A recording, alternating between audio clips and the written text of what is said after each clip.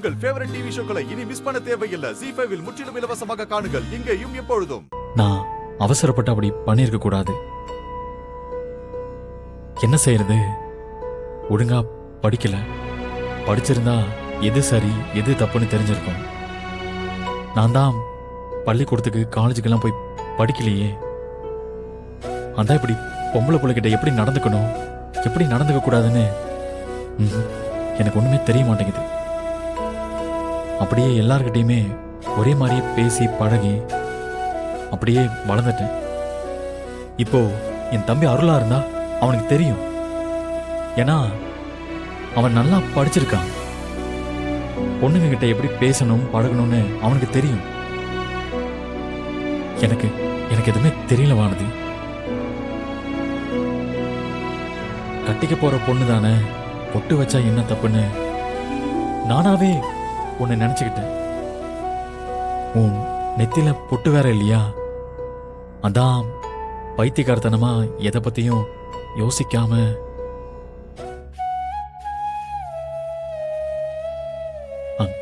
கல்யாணம் ஆகிறதுக்கு முன்னாடி அப்படி உரிமையா பொட்டெல்லாம் வைக்க கூடாதுல வானதி. கல்யாணம் ஆனாதான் புருஷன் பொண்டாட்டின்னு என் மரமண்டைக்கு புரியல. இதுக்குதான் படிச்சிருக்கணும். படிச்சவன் படிச்சவன் தான், படிக்காதவன் படிக்காதவன் தான். அந்த நாசுக்கெல்லாம் எனக்கு தெரியல வானதி. நான் பொட்டு வைக்க வந்தப்போ நீ ஒரு பார்வை பார்த்த பாரு, நான் அப்படியே நடுங்கிட்டேன். உன் பார்வையே சொல்லிடுச்சு வானதி, இன்னும் கல்யாணமே ஆகல, அதுக்குள்ள என்னடா அவசரம் அப்படின்னு.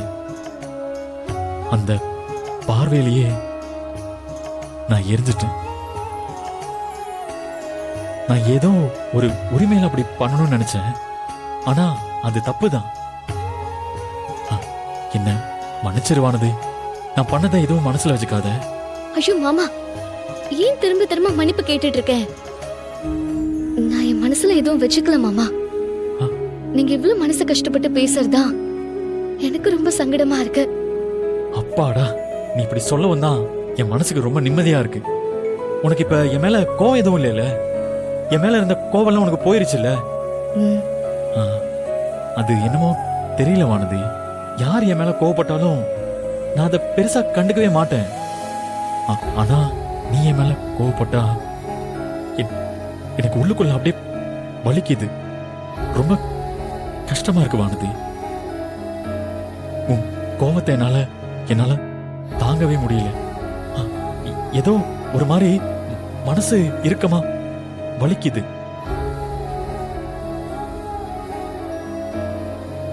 நம்ம மனசுக்கு பிடிச்சவங்க நம்ம மேல கோவப்படும் போதும் நம்ம கிட்ட பேசாம இருக்கும் போதும் அதை நம்மளால தாங்கிக்கவே முடியாதுன்னு இப்பதான் என்னால உணர முடியுது வானதி. வானதி, நேரமாச்சு, கிளம்பலாமா? மாமா கூப்பிடுறாரு, சரி வா.